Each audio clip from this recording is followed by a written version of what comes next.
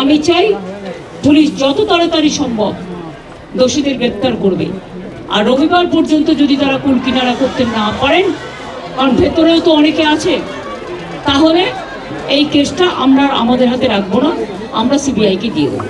তার কারণ হচ্ছে আমার এতে কোনো পাওয়ার লেনা দেনা কিছু নেই, আমি প্রথম দিন থেকেই বলছি, কিন্তু ওদের সাকসেস রেট খুব কম। গত 13 বছরে প্রথমবার সিবিআই তদন্তের কথা বলেছেন।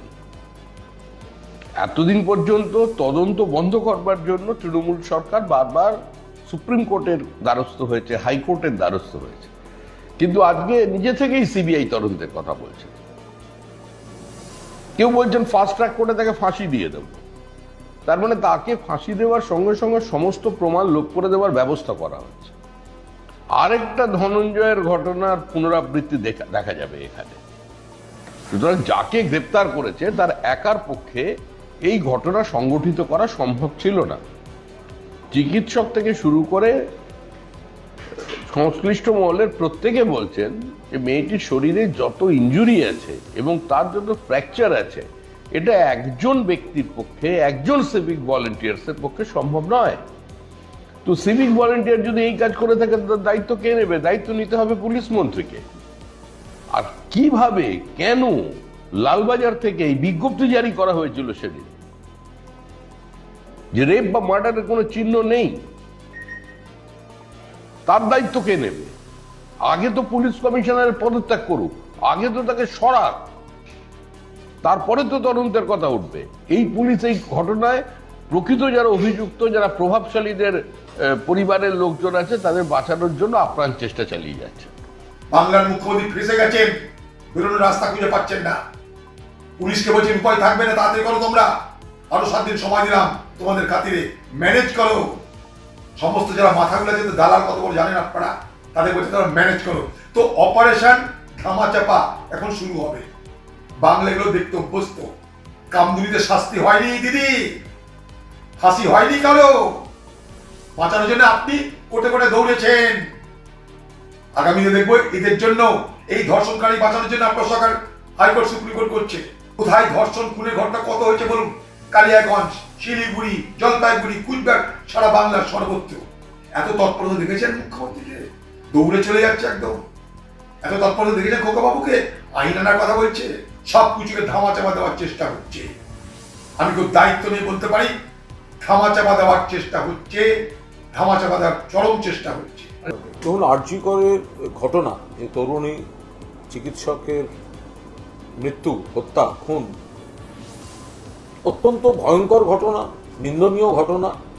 মুখ্যমন্ত্রী মমতা বন্দ্যোপাধ্যায় প্রথম থেকেই অত্যন্ত কড়া অবস্থান নিয়েছেন। পুলিশ তদন্ত করেছে এবং পুলিশের এটা কৃতিত্ব যে 24 ঘন্টার মধ্যে প্রথম অভিযুক্তকে তারা গ্রেফতার করেছে।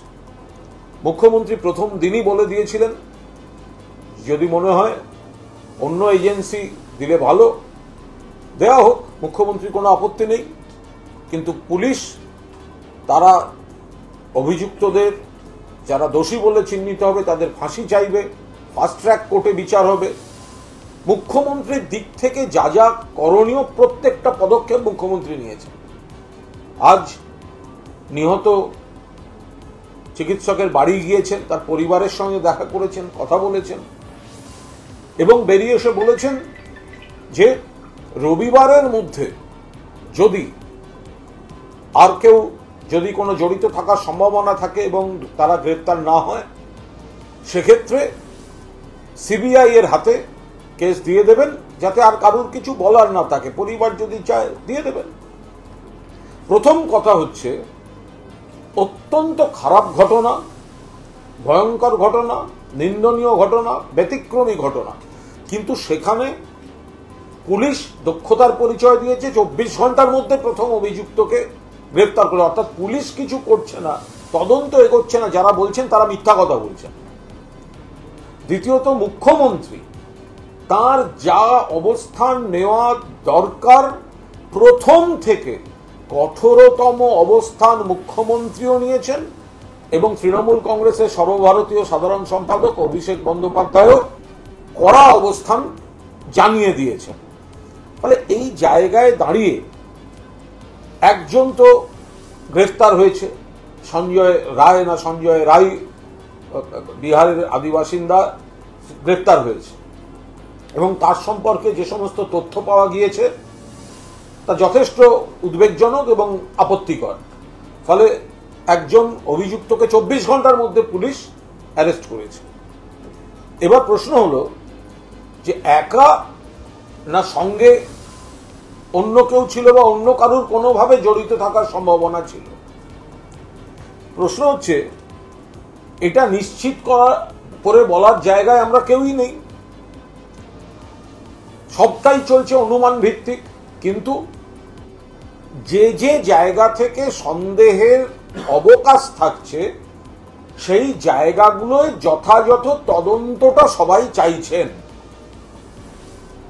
একা সঞ্জয় না এর মধ্যে অন্য 2-3টি চরিত্র আছে বা একাধিক চরিত্র আছে, অনুমান ভিত্তিক কিছু সন্দেহ সামনে এসেছে।